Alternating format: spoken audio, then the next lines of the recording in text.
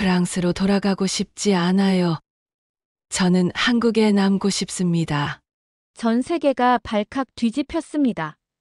72세 전직 프랑스 문화부 차관이 인천공항 출국장에서 카메라 앞에서 눈물을 흘렸습니다. 평생 지켜온 권위와 자존심이 낯선 나라의 조용한 친절과 배려 앞에서 무너진 순간이었죠. 단순한 황혼 여행을 위해 왔던 유럽 상류층 노인들이 일주일 만에 한국에 매료되고 삶의 의미를 다시 깨닫게 된 이야기. 이 충격적인 순간 단 48시간 만에 조회수 1300만을 기록하며 전 세계에 퍼졌습니다. 왜 그는 한국에 남고 싶다고 했을까요? 이야기를 시작하기 전에 좋아요와 구독을 눌러주시면 아주 큰 힘이 됩니다. 지금 어디서 이 이야기를 듣고 계신가요? 현재 인천공항은 한국을 방문하는 외국인들로 문정성시를 이루고 있다고 합니다. 안녕하세요. 저는 엘리자 로웰입니다.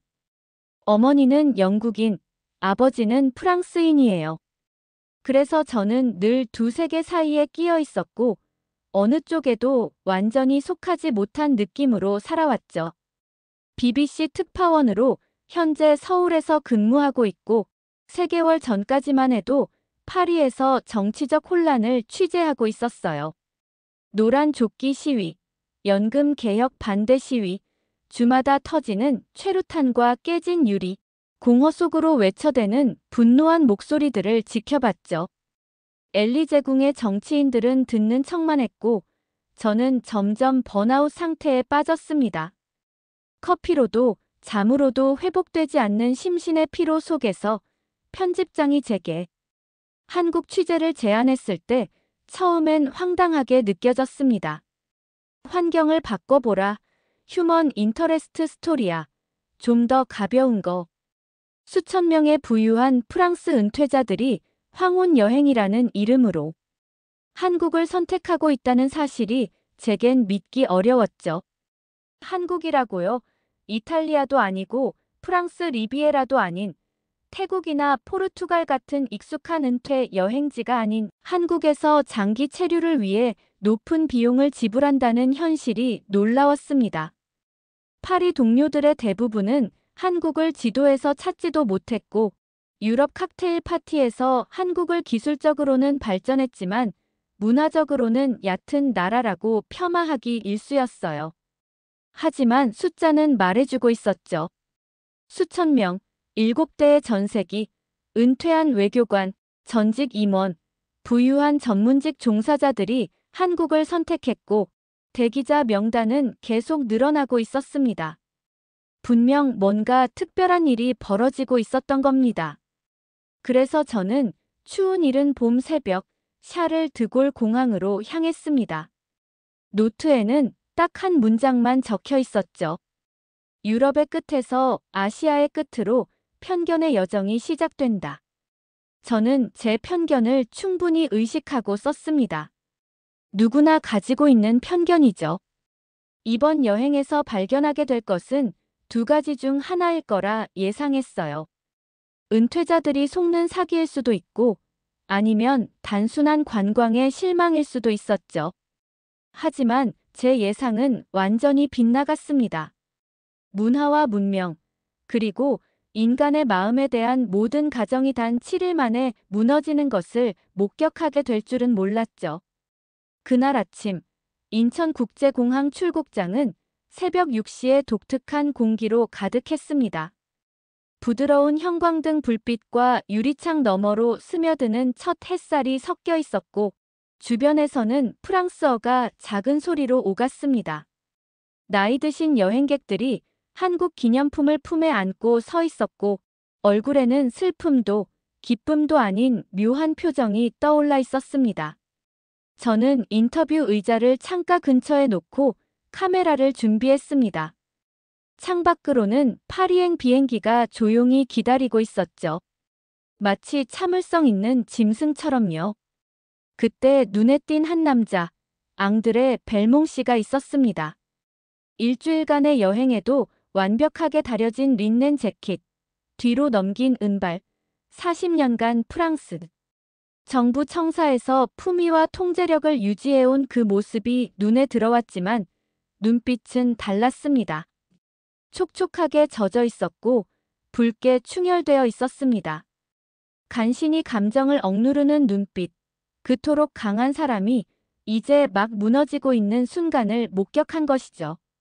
저는 조용히 손에 든 마이크를 달아드리며 물었습니다. 벨몽 씨, 프랑스로 돌아가시기 전에 이번 한 주 어떠셨나요? 평범한 질문이었지만 돌아온 대답은 제 심장을 멈추게 했습니다. 돌아가고 싶지 않아요. 조용한 출국장 한 구석에서 속삭이듯 나온 이 말은 그 공간 전체에 울려 퍼지는 외침처럼 느껴졌습니다. 눈물이 그의 얼굴을 타고 흐르기 시작했고 억누르던 품위가 산산조각 나는 순간이었죠. 이것은 단순한 여행객의 눈물이 아니었습니다. 앙드레 벨몽, 프랑스 문화부 전 차관이었습니다. 유럽 문명의 우월성을 옹호해온 사람, 볼테르와 몰리에르를 능숙하게 논하던 사람이 지금 이 순간 한국에서 무엇인가를 발견하고 집으로 돌아가야 하는 현실에 오열하고 있는 것이었습니다. 저는 손가락을 카메라 위에 멈춘 채 잠시 얼어붙었지만 촬영기사 제임스가 급하게 속삭였습니다. 엘리자, 촬영하고 있어요?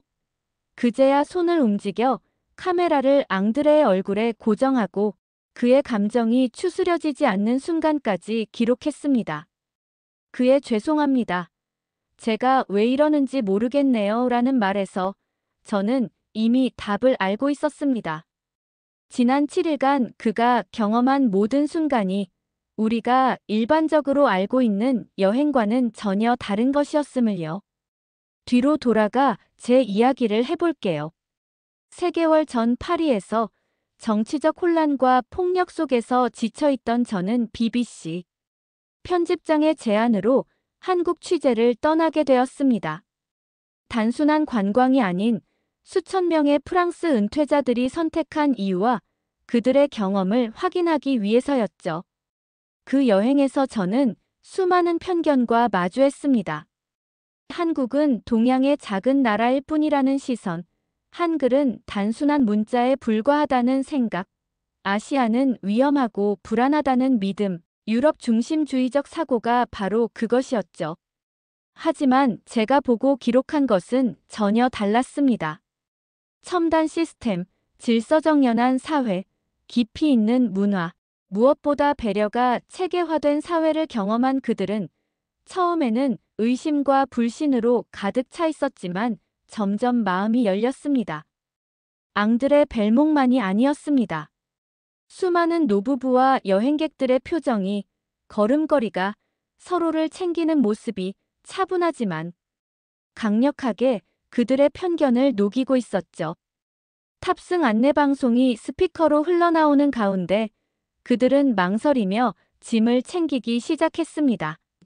마치 장례식을 떠나는 조문객처럼, 하지만 마음속으로는 이미 무언가를 발견한 사람처럼요. 저는 그들을 기록하면서 깨달았습니다. 이 이야기는 단순한 여행기가 아닙니다. 사람의 마음을 바꾸고 편견을 깨고 문화와 인간의 힘에 대해 다시 생각하게 만드는 체험의 기록이라는 것을요. 앙드레가 창밖으로 바라보는 서울 스카이라인, 새벽 햇살을 받은 수천 개의 건물들, 평범하지만 배려가 깃든 하루하루를 살아가는 도시 속에서 저는 그들의 감정을 이해하고 공감하기 시작했습니다. 이 순간을 담는 제 카메라는 단순한 기록 도구가 아니라 인간의 변화와 깨달음을 전달하는 매개체가 되었습니다. 그러나 여기서 이야기는 끝나지 않습니다. 왜냐하면 제가 이 여행에서 목격한 변화와 깨달음은 아직 표면에 드러난 것일 뿐, 앞으로의 여정에서 더 깊고 예기치 않은 순간들이 기다리고 있었기 때문입니다. 기내 압력이 조정되면서 쉿소리가 났습니다. 비행기 문이 서서히 열리기 시작하자 귀가 먹먹했어요. 12시간이라는 긴 비행. 재활용되는 공기, 뒤척이던 잠, 계속되는 엔진 소음. 이제야 끝이 보이는 순간이었습니다. 문틈 사이로 한국의 첫 풍경이 스며들었죠. 밝고 자연스러운 빛이 가득한 현대적인 터미널, 기내에 어둡고 탁한 공간에서 나오자 거의 믿기지 않을 정도로 눈부셨습니다. 문이 완전히 열리자 공기의 질과 공간의 느낌이 바뀐 것을 느꼈습니다. 극적이진 않았어요. 요란한 환영도 눈을 사로잡는 효과도 없었죠. 대신 뭔가가 미묘하게 달랐습니다. 시끄러운 방에서 누군가가 혼란의 볼륨을 낮춰놓은 공간으로 조용히 걸음을 옮기는 느낌이었어요. 탑승교는 티끌 하나 없이 깨끗했고 부드러운 LED 조명이 공간을 환하게 밝혔지만 눈부시거나 부담스럽진 않았습니다. 그리고 그곳, 탑승교와 터미널이 만나는 지점에 뭔가가 서 있었어요. 유튜브에서만 보던 장면이었죠. 사람처럼 생긴 로봇이었습니다. 키는 120cm 정도, 친근한 디지털 얼굴에 부드러운 미소를 띠고 있었어요. 우리가 다가가자 로봇이 프랑스어로 말했습니다. Bienvenue à Séoul. 저는 걸음을 멈췄습니다. 발음이 완벽했어요. 딱딱한 번역기 음성이 아니라 진짜 파리식 프랑스어였죠. 미묘한 비음과 음악성이 살아있어 인공적이면서도 따뜻하게 환영하는 목소리였습니다. 뒤에서 한 프랑스 할머니가 작은 숨을 들이쉬며 감탄했어요. 오, 정말 사랑스러워라. 일행 몇 명이 몰려들었고 저도 그 매력에 끌렸습니다. 로봇은 인내심 있게 질문에 답하며 프랑스어, 영어, 한국어를 매끄럽게 오갔습니다. 디지털 눈이 사람 하나하나를 따라가며 집중하고 있었죠. 핸드폰을 꺼내 영상으로 담으려다 다른 걸 발견했습니다. 공항 도착 시 늘 있는 혼란이 없었어요. 아무도 밀치지 않았고 수많은 짐으로 달려가는 여행객도 없었습니다. 안내 직원도 소리를 지르며 길을 알려주지 않았죠. 모든 게 그냥 자연스럽게 흘러가고 있었습니다. 터미널 자체가 놀라웠습니다. 거대한 창문으로 자연광이 쏟아지고 공기는 탁하지 않고 은은한 향기가 퍼졌습니다. 소나무 숲과 감귤 과수원이 떠오르는 너무 미묘해 거의 눈치채기 어려운 향이었죠. 나중에 알았지만 여행객들의 스트레스를 줄이기 위한 아로마 테라피 시스템이었습니다. 그 순간 숨 쉬는 것만으로 편안함을 느꼈어요. 우리는 입국 심사대로 이동했습니다. 국제여행에서 입국 심사는 각 나라의 진짜 얼굴을 보여주는 곳이죠. 저는 긴 줄과 혼란, 나이 드신 분들의 어려움을 예상했어요. 하지만 현실은 달랐습니다. 줄이 없었고 표시된 통로는 있었지만 기다림 없이 사람들이 흘러갔습니다. 휠체어, 보행기, 지팡이를 사용하는 여행객들도 자동 키오스크에서 단 몇 초 만에 여권과 얼굴 인식으로 입국을 마쳤습니다. 친근한 프랑스어 인사와 함께요. 앙드레 벨몽이 옆에서 여권을 내려놓으며 말했습니다. 이건 그냥 쇼일 뿐이야. 효율성이 문화는 아니지. 문화는 역사야. 그의 목소리는 차분하지만 확신에 차 있었죠. 그러나 저는 느꼈습니다. 이 공항이 단순한 쇼가 아니라는 것을. 누군가가 도착 경험의 모든 순간을 깊이 설계했고 효율뿐 아니라 배려까지 담았다는 걸요. 수함을 찾는 공간으로 이동했을 때 또 다른 놀라움이 기다리고 있었습니다. 도착 3분 만에 제 짐이 컨베이어 벨트에 나타났고 직원들은 관찰만 할 뿐 개입하지 않았습니다. 그러나 도움의 필요가 생기자 자동으로 조용히 접근해 필요한 지원을 제공했습니다. 루소 부인처럼 휠체어를 탄 분에게도 여권이 바닥에 떨어진 순간 3명의 직원이 동시에 나타나 부드럽게 도움을 주었죠. 30초 남짓의 짧은 시간, 그러나 그 배려는 완벽했습니다. 소피 마르탱이 제 옆에 와서 말했습니다. 좋아. 인정할게. 샤를 드골보다 낫네. 하지만 계속 지켜보자고. 그녀의 평소 냉소적인 톤이 사라진 목소리에 놀랐습니다. 우리는 짐을 다 찾고 버스로 이동했습니다. 창밖으로 스쳐 지나가는 서울의 풍경은 현대 건물과 고대 산이 조화롭게 공존하고 있었습니다. 앙드레 벨몽은 초기에 무시하던 태도가 사라진 채 표지판을 바라보고 있었습니다.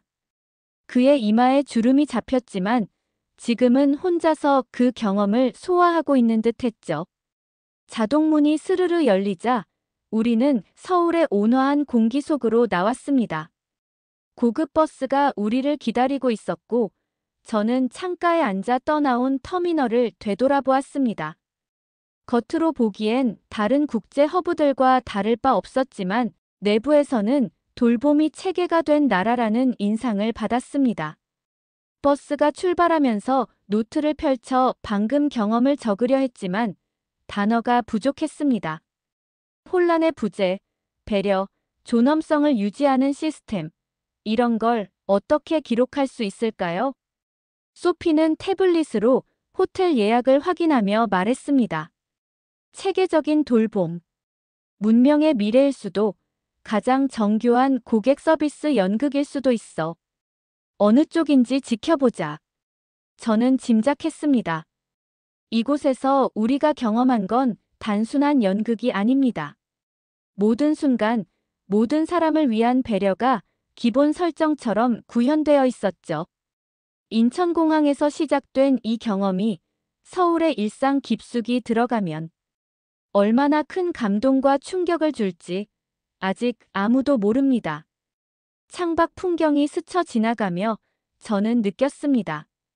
사흘 뒤, 앙드레 벨몽이 박물관에서 한국 문화를 평가하며 무시하려 할 때 그의 확신이 어떻게 깨질지 이미 예감했습니다.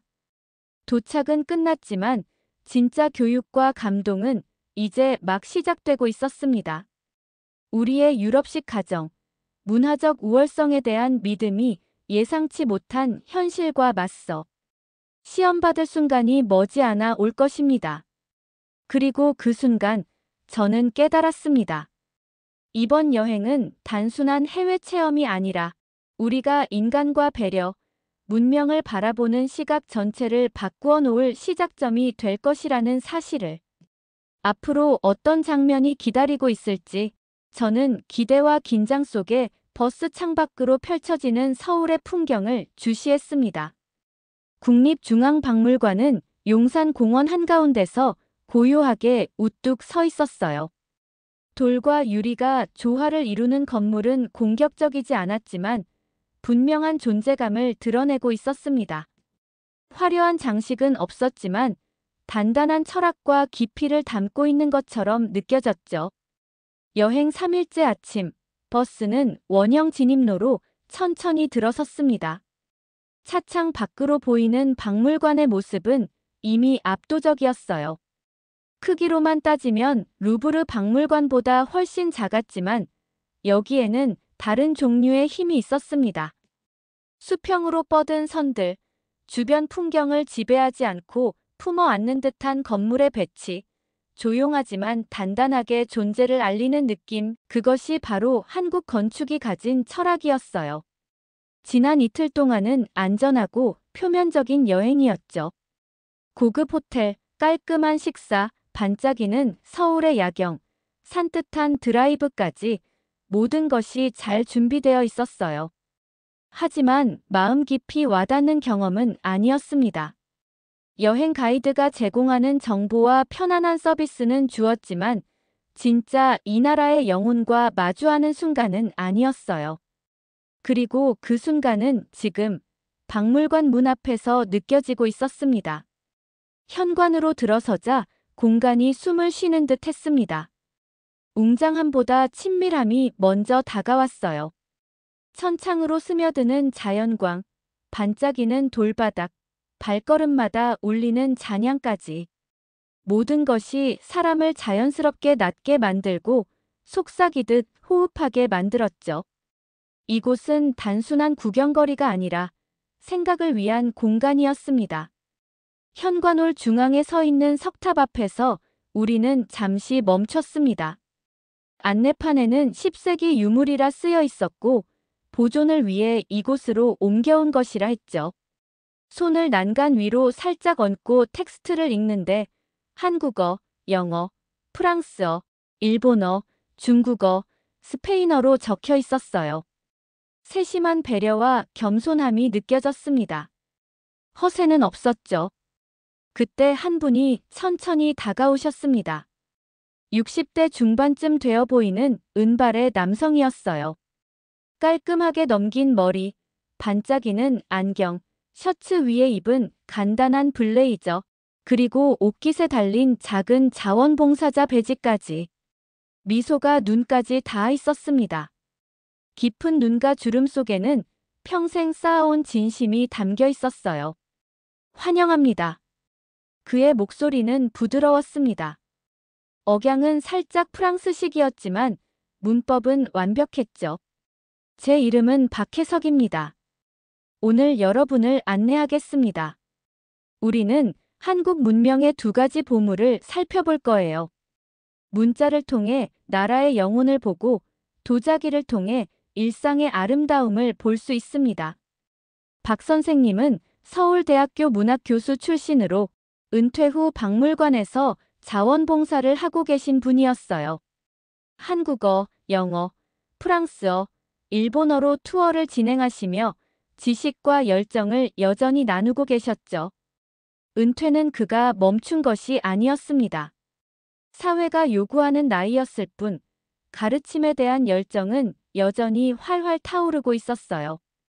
우리는 그분을 따라 복도를 걸었습니다.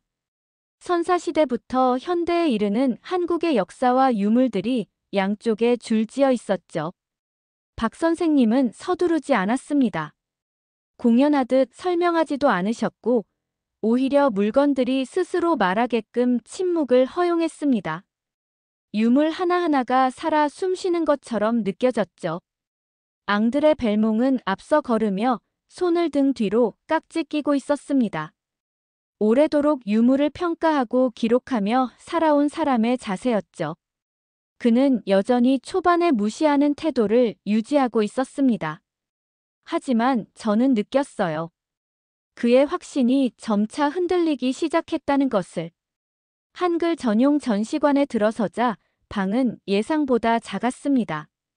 겸손할 정도로 단정한 공간이었어요. 유리 진열장 속 낡은 문서 위로 글자들이 흘러갔고 기하학적이지만 기계적이지 않은 우아함이 눈에 띄었습니다. 벽에는 1443년 세종대왕이 한글을 만든 과정을 설명한 패널이 걸려 있었죠. 박 선생님은 중앙전시대 앞에서 멈추셨습니다. 한글 24자의 단순하지만 독특한 형태를 가리키며 거의 경외심에 가까운 태도로 말씀하셨어요. 아마 세계에서 가장 과학적인 문자 체계일 겁니다. 자음의 모양은 발음할 때 입, 혀, 목의 위치를 나타냅니다. 누구나 몇 시간 만에 기본을 배울 수 있고 몇 주면 읽고 쓸 수 있죠. 잠시 멈추고 우리 모두 글자에 몸을 기울였습니다. 기하학적이면서도 인간적이고 정돈되어 있지만 기계적이지 않았어요. 박 선생님은 이어서 말씀하셨습니다. 중요한 것은 목적입니다. 목소리가 없던 사람들에게 목소리를 주기 위해 만든 글자입니다. 그때 앙드레가 앞으로 나섰습니다. 예상대로 그는 흥미롭지만 진지하지 않은 표정이었어요. 왕이 만든 문자 체계라고요? 참 귀엽네요.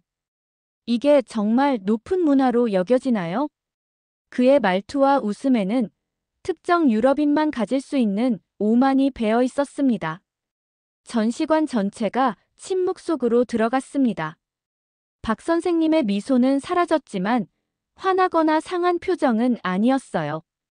오히려 단단하게 집중하는 눈빛이었죠. 그 왕은 자신의 백성을 보았습니다. 글을 읽을 수 없는 농민, 여성, 가난한 사람들, 장애인들. 그들이 자신을 표현할 도구가 없다는 것을 알고 누구나 배울 수 있는 문자를 주셨습니다. 지식을 독점하지 않고 평범한 사람들을 높인 것이죠. 말이 끝나자 침묵은 깊게 박물관을 감쌌습니다. 앙드레는 잠시 말없이 고개를 끄덕였고 자신의 기존 신념과 경험을 조화시키려는 듯한 긴장이 얼굴에 드러났습니다. 그가 박 선생님에게 배운 것은 단순한 지식이 아니라 세계관 전체가 뒤집히는 경험이었습니다. 투어는 이어졌지만 그날 오후와 저녁 동안 저와 앙드레 그리고 우리 모두는 박물관에서 배운 무언가를 안고 걸었습니다. 한강변을 걸으며 도시의 불빛과 물 위, 반사된 황금빛을 바라보면서 문화와 문명의 힘은 요란하게 드러나는 것이 아니라 속삭이듯 나타난다는 것을 깨달았습니다. 서울의 밤은 그렇게 조용히 그러나 강하게 삶의 철학을 이야기하고 있었어요. 앙드레가 난간에서 떠나기 전 마지막으로 중얼거렸습니다. 문명이 뭘 의미하는지 안다고 생각했는데 이제는 확신이 없네요. 그의 말은 질문이면서도 깨달음의 일부였고 저는 그 말을 마음속에 담았습니다.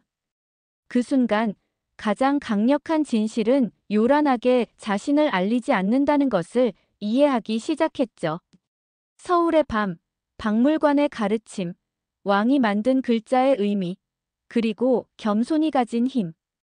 이 모든 것이 한데 어우러지면서 다음 공간에서 기다리는 또 다른 이야기로 우리를 이끌 준비를 하고 있었습니다. 호텔 방 문을 열고 나와 한강으로 향한 그 밤은 제 삶에서 전혀 예상치 못한 경험이었어요. 파리에서 배운 수많은 생존 전략, 혼자 밤거리를 걸을 때 느끼는 불안과 경계가 마치 그림자처럼 저를 따라다니던 기억이 머릿속을 스쳐 지나갔습니다. 하지만 서울은 달랐습니다. 도시의 밤 공기는 차갑거나 위협적이지 않았고 걱정보다는 편안함과 호기심을 불러일으켰습니다. 발걸음을 옮길 때마다 저를 감싸는 공기 속에는 긴장 대신 평온이 깃들어 있었어요. 제가 손에 쥔 핸드폰, 익숙한 불안의 도구는 이제 단순한 안전장치 이상이 아니었습니다. 저는 그저 이 순간을 온전히 경험하고 싶었고 매 걸음마다 서울의 밤이 주는 자유로움을 느끼고 싶었습니다. 호텔에서 지도를 미리 보고 계획한 길을 따라 걸어가는 동안 저는 자연스럽게 주변을 관찰했습니다. 자정임에도 거리는 조용하지만 생기가 있었습니다. 개를 산책시키는 노인, 손을 잡고 걷는 젊은 커플, 유모차를 밀고 가는 젊은 여성들이 있었고 모두 자신만의 삶을 이어가고 있었죠. 이들은 밤을 두려움이 아닌 자기 시간으로 만들고 있었습니다. 한강 산책로에 도착하자 제 눈앞에는 평행한 세계가 열렸습니다. 낮과 다르지 않은 활기, 하지만 더 차분하고 안정적인 에너지가 흐르는 곳. 산책로를 따라 조명이 고르게 깔려 있었고 사람들이 각자의 속도로 자신에게 맞는 시간을 보내고 있었습니다. 나이 드신 커플이 손을 잡고 천천히 강변을 걸으며 서로를 바라보는 모습은 그 자체로 평화의 상징이었고 휠체어를 탄 여성분이 혼자 강변을 따라 이동하는 모습은 놀랍도록 자연스러웠습니다. 그분의 표정에는 걱정이나 경계가 없었고 단지 자신이 선택한 시간을 살아가는 평온함이 묻어났습니다. 이런 장면들을 보면서 저는 파리에서 배운 밤의 두려움과 경계가 얼마나 내면화되어 있었는지를 깨달았습니다. 제가 목격한 서울의 밤은 사람들에게 신뢰와 배려를 기반으로 한 안전이 가능하다는 것을 증명하고 있었습니다. 우산 바구니를 발견했을 때 느낀 감정도 비슷했습니다. 손으로 쓴 표지판에 비 오면 하나 가져가세요.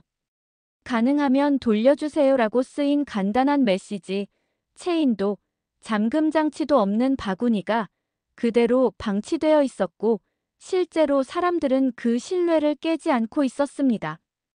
파리라면 몇 분 만에 사라졌을 혹은 아무렇게나 취급되었을 물건이 여기서는 안전하게 유지되고 있었죠. 제 옆에서 앙드레가 조용히 걷고 있었습니다. 그는 박물관에서의 긴장과는 달리 여기서는 마음을 조금 열고 관찰하고 있는 듯 보였습니다. 제가 무심코 내뱉은 여기는 신뢰가 기본이에요라는 말에 그도 고개를 끄덕였습니다. 우리는 말없이 서로의 눈빛으로 이해를 나누며 밤의 도시를 천천히 걸었습니다. 강변길을 따라 이어지는 산책로에서 저는 노점 음식 장수, 운동하는 노인, 조깅하는 여성, 담소를 나누는 청소년들을 보며 한 가지 공통점을 발견했습니다. 누구도 끊임없이 주의를 기울이거나 경계하지 않았고, 단지 자신과 주변을 믿으며 존재하고 있었습니다. 저절로 체득된 배려와 신뢰, 그 모든 것이 사회의 기반처럼 느껴졌습니다. 한강 산책로를 따라 1.5km 정도 걸으면서 저는 이 경험을 기록하고자 핸드폰을 꺼내 음성 메모를 남겼습니다. 파리에서는 밤이 위험하다고, 어둠은 포식자와 피해자가 만들어지는 시간이라고 배웠지만 서울은 달랐습니다. 안전은 감시나 규제의 결과가 아니라 사람들 서로가 선택하고 지키는 문화 속에서 살아나고 있었습니다. 앙드레가 조용히 중얼거렸습니다. 배려가 그냥 규칙이 아니라 문화가 되면 어떤 일이 일어나는 걸까요? 그 질문은 제가 지금까지 느끼고 있던 모든 감정과 생각을 함축하고 있었습니다. 법이나 처벌, 경찰의 수만으로는 설명할 수 없는 사람들의 일상 속 신뢰와 배려가 만들어낸 공공의 안전. 그것이 바로 지금 우리 눈앞에 펼쳐진 서울의 밤이었습니다. 호텔로 돌아가는 길에도 저는 산책로를 한 번 더 돌아보았습니다. 새벽 1시가 다 되어가는 시각에도 사람들은 여전히 평화롭고 안전하게 밤을 즐기고 있었고, 이곳에서는 취약함이 곧 위험을 의미하지 않았습니다. 신뢰가 사회적 규범으로 자리 잡은 결과였습니다. 호텔 방으로 돌아온 후에도 잠은 쉽게 오지 않았습니다. 마음속에서 계속 되살아나는 장면들이 있었습니다. 우산 바구니, 자정의 강변을 따라 걷는 휠체어 여성, 조용히 운동하는 70대 남성들, 그리고 소리 없이 웃고 떠드는 아이들. 모든 순간이 한데 모여 단순한 경험 이상의 의미로 다가왔습니다. 사람을 통제할 필요가 없다는 믿음 위에 세워진 문명, 서로를 의심하기보다는 믿고 배려하는 문화, 그리고 그 안에서 자연스럽게 살아가는 사람들의 모습이 저를 완전히 사로잡았습니다. 이제 내일이면 제주도로 떠날 준비를 해야 했습니다. 여행의 마지막 여정, 하지만 이곳에서 발견한 것들은 단순한 관광 이상의 것이었죠. 서울의 밤이 보여준 것은 눈에 보이는 명소나 기념물이 아닌 사람들이 서로를 대하는 방식 속에서 나온 살아있는 교훈이었습니다. 제가 이 경험을 통해 배운 것은 사회적 신뢰와 배려가 단순한 이상이 아니라 현실에서 존재할 수 있으며, 그로 인해 사람들이 진정으로 안전하고 자유롭게 살아갈 수 있다는 사실이었습니다. 이제 남은 건 이 교훈이 제주도의 자연 속에서도 또 다른 사람들의 삶 속에서도 어떤 형태로 나타날지 경험하는 일이었고, 밤의 고요와 평화가 주는 그 특별한 감각을 가슴속 깊이 간직한 채 저는 다음 여정을 향한 기대와 호기심을 안고 잠시 눈을 감았습니다. 서울의 자정은 끝났지만 그 밤이 남긴 배움은 여행의 끝이 아니라 앞으로 펼쳐질 여정의 새로운 시작이 되어 우리를 기다리고 있었습니다. 제주도까지 비행 시간은 1시간 조금 넘게 걸렸지만 공항에서 내려섰을 때 느껴지는 공기는 완전히 다른 세계로 건너온 듯한 충격을 주었어요. 비행기 창문 너머로 펼쳐진 섬의 풍경은 어린 시절 동화책 속 장면처럼 생생했습니다. 푸른 바다 위로 검게 울퉁불퉁한 용암 해안이 드러나고 그 위에 부드러운 파도가 끊임없이 부딪히며 섬의 시간을 천천히 깎아낸 모습이었죠. 눈앞에서 보이는 풍경 하나하나가 마치 살아 숨쉬는 조각품 같았습니다. 리조트로 향하는 버스 안에서도 제 마음은 쉬지 못했어요. 창밖으로 스치는 바람과 바다 냄새, 그리고 화산 토양에서 올라오는 흙 냄새가 제 신경을 자극했죠. 공기가 달랐습니다. 시원하고 깨끗하며 단순히 산소만이 아니라 자연이 품은 에너지를 머금은 듯한 느낌이었어요. 그 순간 저는 이 여행이 단순한 관광이 아니라 인간과 문화, 배려와 이해를 경험하는 새로운 장이 될 거라는 예감이 들었습니다. 리조트에 도착하자 제 시선은 해안선을 따라 펼쳐진 골프장으로 향했습니다. 화산 지형 위로 놓인 초록색 잔디가 마치 검은 뼈 위에 던져진 카펫처럼 선명했고 이질적이지만 아름답게 조화를 이루고 있었죠. 저는 골프를 즐기지 않아요. 하지만 이곳에서 펼쳐질 배려의 순간들을 목격하고 나면 골프라는 스포츠가 단순한 게임 이상의 의미를 갖는다는 걸 알게 되리라는 것을 이미 직감했습니다. 골프는 시간을 표시하고 사람을 연결하며 무언의 배려와 이해를 실천할 수 있는 무대가 될 수 있었거든요.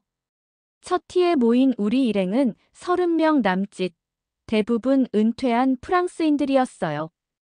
60대 중반에서 80대 후반까지 다양한 연령대였죠. 짝을 지은 사람들도 있었지만 혼자인 분들도 계셨습니다. 그들의 얼굴에는 기대와 호기심, 약간의 긴장이 섞여 있었어요. 그때 등장한 캐디, 김미소 씨가 다가왔습니다. 그녀는 밝은 포니테일에 따뜻한 미소를 띤 20대 중반 정도의 젊은이였어요. 번주, 머시어 벨르만트. 오늘 선생님의 캐디를 맡았어요. 그녀의 프랑스어는 유창했고 발음과 억양 하나하나에서 자연스러움이 느껴졌습니다. 앙드레 벨몽은 놀라움과 당황, 그리고 곧 어색한 기쁨을 얼굴 가득히 드러냈습니다. 리옹에서 2년간 공부했어요. 문학을 전공했지만 야외에서 사람들과 직접 호흡하며 일하는 걸 좋아하게 됐습니다. 손님들이 집처럼 편안하게 느끼도록 도와주는 게 제 역할이에요. 그녀의 말 속에는 일반적인 서비스 정신을 넘어선 깊은 배려의 철학이 담겨 있었죠. 집처럼 편안하게. 단순히 손님을 맞이하는 문구가 아니라 상대방의 필요를 먼저 이해하고 미리 준비하며 자연스럽게 돌보는 삶의 방식이었습니다. 그리고 그 배려는 실제로 눈앞에서 펼쳐지기 시작했어요. 루소 부인이 골프 가방을 드는데 약간 어려움을 겪자 미소 씨는 이미 그 동작을 예상하고 아무 소리 없이 가방을 들어 적절한 위치에 놓았습니다.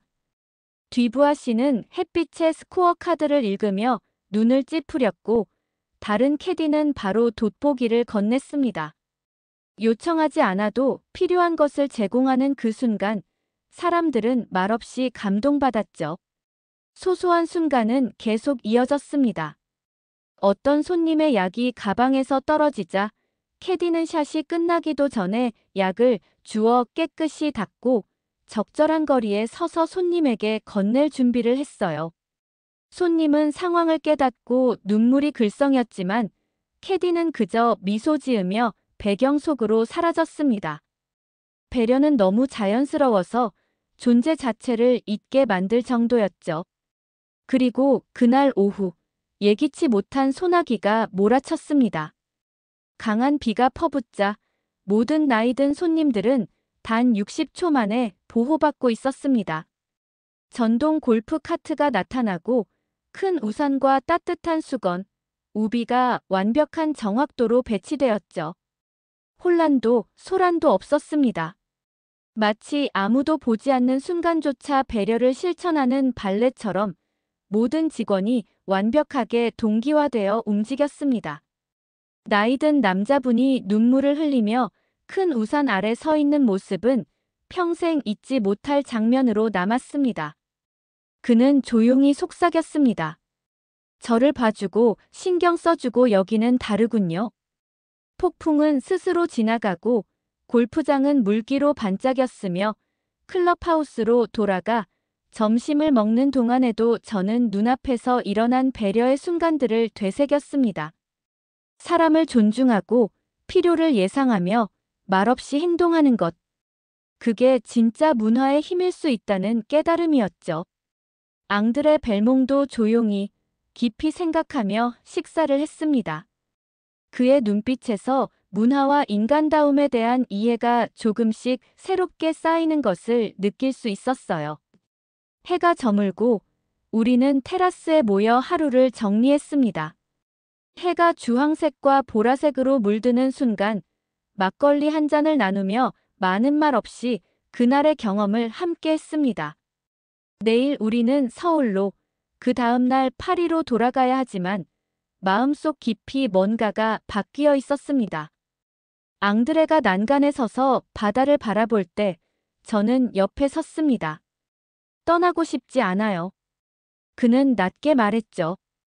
저는 고개를 끄덕이며 대답했습니다. 알아요.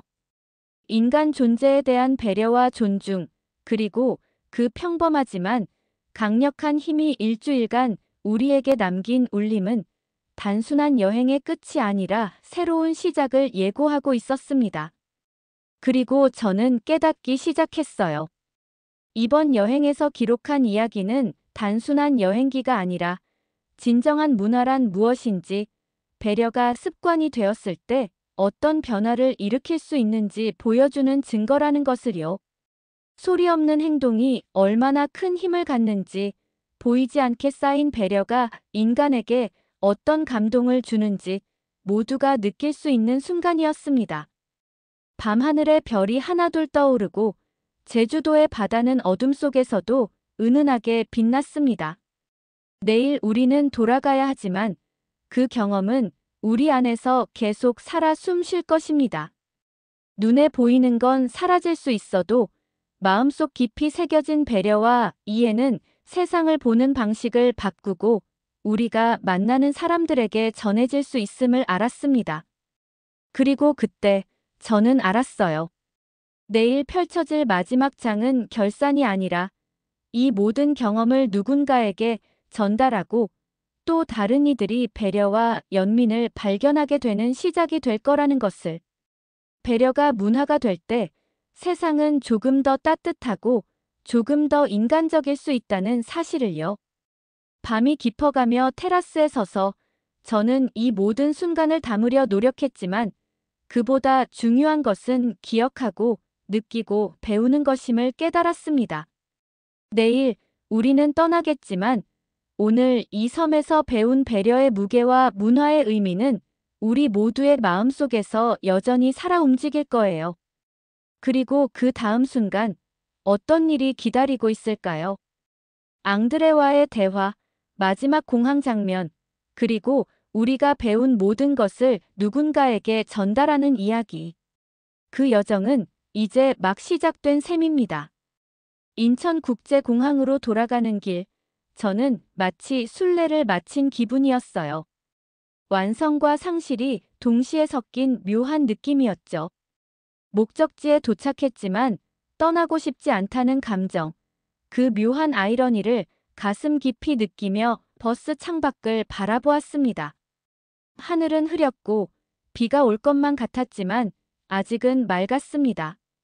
마음 한켠에 내려앉은 무게는 이름 붙일 수 없었어요. 이른 새벽 6시, 밤과 아침이 서로 손을 놓지 않은 경계의 시간이었습니다. 대부분 일행은 기계적으로 체크인을 진행하고 있었지만 그 얼굴에는 몸이 아닌 마음의 피로가 묻어났죠. 일주일 동안 가정과 편견, 세상에 대한 이해가 동시에 흔들리고 재건되는 경험은 잠으로는 치유될 수 없는 깊은 대가를 요구했습니다. 전날 밤, 저는 거의 잠을 이루지 못했어요. 대신 영상과 기록을 검토하며 우리가 겪은 모든 것을 담아낼 이야기를 구조화하려 애썼습니다. 하지만 시도하는 모든 틀이 부적절하게 느껴졌어요. 찻잔에 바다를 담으려는 것 같았죠. 어떻게 이런 변화를 3분짜리 뉴스로 압축할 수 있을까요? 여기에 없었던 사람들에게 패러다임 전체가 바뀌는 기분을 어떻게 전달할 수 있을까요? 출국장은 예상보다 조용했습니다. 이른 시간이기도 했지만 무엇보다도 지난 일주일의 무게가 공기 속에 남아있는 것 같았어요. 큰 창문 너머 활주로에는 우리의 비행기가 기다리고 있었습니다. 에어프랑스 제트기, 12개 시간대를 넘어 우리를 데려갈 비행기, 친숙하면서도 낯선 세계로 안내할 비행기였습니다. 집이지만 달라 보이는 곳, 혹은 우리가 변한 탓일지도 모릅니다. 전날 밤, 저는 앙드레에게 마지막 인터뷰를 부탁했었어요. 그는 즉시 동의했죠. 마치 누군가가 자신의 내면을 말로 표현해주기를 오랫동안 기다리고 있었던 듯 했습니다.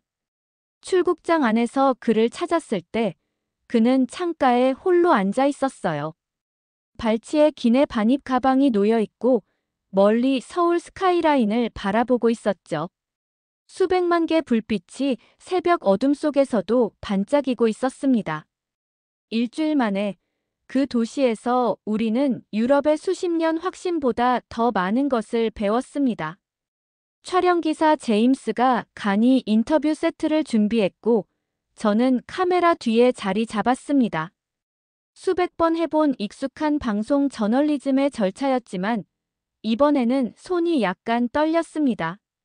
마음 한구석이 알고 있었어요. 이 순간이 단순한 영상 촬영이 아니라 아직 이름 붙일 수 없는 더 큰 의미를 가진 순간임을. 앙드레가 천천히 앉았습니다. 등은 곧게, 손은 무릎 위에서 교차하고 얼굴은 차분했지만 눈빛은 달라져 있었습니다. 덜 확신에 차 있지만 더 열려 있고 살아있는 것처럼 보였어요. 숨을 깊게 들이쉬고 저는 마지막 질문을 던졌습니다. 벨몽 씨, 프랑스로 돌아가기 전에 마지막으로 하실 말씀 있으세요? 그는 잠시 침묵했지만 곧댐을 터뜨렸습니다. 돌아가고 싶지 않아요. 목소리는 갈라졌고 억눌렀던 눈물이 흐르기 시작했어요. 이 눈물은 품위 있는 눈물이 아니었습니다. 수십 년간 지켜온 평정을 버리고 완전히 억제되지 않은 울음으로 자신을 드러내는 순간이었습니다. 앙드레 벨몽, 프랑스 문화부 차관을 지낸 그는 그날 공항에서 울고 있었습니다. 유엔에서 연설하고 국제문화협정을 협상하며 평생 프랑스의 위신을 지켜온 그가 말이죠. 그는 숨을 고르며 말문을 열었습니다. 프랑스가 제 집이에요. 제 나라를 사랑해요. 평생 그 문화를 세계에 변호하며 살았지만 한국은 우리가 잃어버린 것을 보여줬어요. 잠시 멈추고 떨리는 숨을 들이쉬었습니다. 한국은 자기 문화에 대해 소리치지 않아요. 위대함을 증명하기 위해 기념물이나 박물관을 필요로 하지 않아요. 살아내요. 매일매일. 작은 순간마다요. 공항 직원의 작은 배려, 박물관 자원봉사자의 겸손, 외딴 섬 골프 캐디의 완벽한 프랑스어, 낯선 사람들이 우산을 들어주는 순간까지요. 그의 목소리는 점점 힘을 얻었습니다. 서양이 이해하지 못하는 힘을 가진 조용한 나라예요. 스스로 증명할 필요가 없어요. 존엄과 배려와 신뢰를 일관되게 체현하는 곳이에요. 그것이 진짜 자신감이고 진짜 문화적 힘이에요. 탑승 안내방송이 흘러나왔지만 우리는 움직이지 않았습니다. 그는 다시 조용히 말했습니다. 하지만 돌아가야 해요. 아마도 우리 중 일부는 돌아가서 이야기를 전해야 하니까요. 다른 사람들에게 변화의 씨앗을 심기 위해서요. 저는 카메라를 통해 그의 눈을 바라보며 기록했습니다. 그의 얼굴, 떨리는 목소리, 진심이 가득한 순간이었습니다. 앙드레는 탑승구로 걸어갔고 우리는 그 순간의 의미를 오롯이 느꼈습니다. 그가 떠난 후에도 제 마음은 공항 출국장의 공기 속에 남아 있었습니다. 변화는 이미 시작된 것이었습니다. 파리로 돌아와 저는 앙드레에게서 이메일을 받았습니다. 들어줄 사람 모두에게 말하고 있어요. 몇몇은 이해해요. 진짜 무언가가 일어났다는 걸요. 재방문을 조직하고 있어요. 더 배우고 싶고 불가능하겠지만 일부를 집으로 가져오고 싶어요. 미소가 지어졌습니다. 눈물이 고이면서요. 변화는 거창한 정치적 선언이 아니라 개인이 경험하고 마음을 열며 생각을 확장하는 과정을 통해 시작됩니다. 앙드레 같은 사람들이 변화를 받아들이고 집으로 돌아가 있기를 거부하는 순간 조용한 혁명이 퍼집니다. 그날 저녁, 파리의 거리를 내려다보며 노트북을 열었습니다. 다큐멘터리 대본을 쓰기 전에 노트를 펼쳤죠. 대조되는 문장, 관찰과 인용, 포착된 순간들로 가득 찬 페이지들을 넘기며 마지막 페이지를 향해 마음을 정리했습니다. 서양은 수세기 동안 위대함에는 큰 소리가 필요하다고 믿어왔어요. 한국은 우리에게 다른 걸 가르쳐 줬어요. 때로는 가장 조용한 목소리가 가장 멀리 닿고 힘이 절제처럼 보이며 문명이 통제보다는 신뢰를 선택한다는 걸요. 작은 나라가 세계에 우리가 잊었거나 결코 알지 못한 것을 보여줄 수도 있어요. 문화의 척도는 기념물이 아니라 순간들에서 발견됩니다. 중요한 사람이 없을 때 사람들을 어떻게 대하느냐에서요. 배려가 예외인지 기본인지에서요. 신뢰가 힘을 통해 얻어지는지 선택을 통해 주어지는지에서요. 한국은 소리치지 않아요. 하지만 세상이 드디어 귀 기울이고 있어요. 조용한 혁명은 이제 막 시작됐을 뿐이에요. 노트를 덮고 파리를 바라봤습니다. 혼란스럽고 아름다운, 시끄럽고도 조용한 파리. 제 집이지만 제 안에는 이제 새로운 무언가가 싹트고 있었습니다. 7일 동안 심어진 씨앗, 만남과 경험으로 물을 받은 씨앗이었습니다. 이해일까요? 겸손일까요? 희망일까요? 한 나라가 배려와 신뢰 위에 문명을 세울 수 있다면 다른 나라들도 그럴 수 있다는 희망이었습니다. 파리의 불빛과 서울의 불빛이 각자의 위치에서 빛나고 있었습니다. 두 도시, 두 문명, 인간이 함께 살 수 있는 방법에 대한 두 가지 다른 답이었습니다. 어느 쪽이 옳은지는 모르지만 배우고 싶은 쪽은 명확했습니다. 조용한 혁명이 퍼지고 있었고 그것은 단순히 개인의 선택에서 시작되었습니다. 누가 보는지, 누가 칭찬하는지와 상관없이 사랑과 신뢰 위에 세워진 문명이 우리에게 무엇을 의미하는지 우리는 이제 깨닫기 시작했습니다. 세상은 조용히, 그러나 확실하게 변하고 있습니다. 오늘의 이야기는 한 나라의 조용한 배려와 신뢰, 그리고 작은 친절이 얼마나 큰 힘이 될 수 있는지 보여준 순간이었죠. 우리가 사는 세상에도 여전히 따뜻함이 있고 작은 선택 하나가 누군가의 삶을 바꿀 수 있다는 걸 느끼셨길 바랍니다. 이 이야기가 마음에 남으셨다면 좋아요와 구독을 눌러주세요. 그리고 댓글로 여러분만의 따뜻했던 순간이나 느낀 점을 나눠주시면 더 많은 분들과 이 감동을 이어갈 수 있습니다.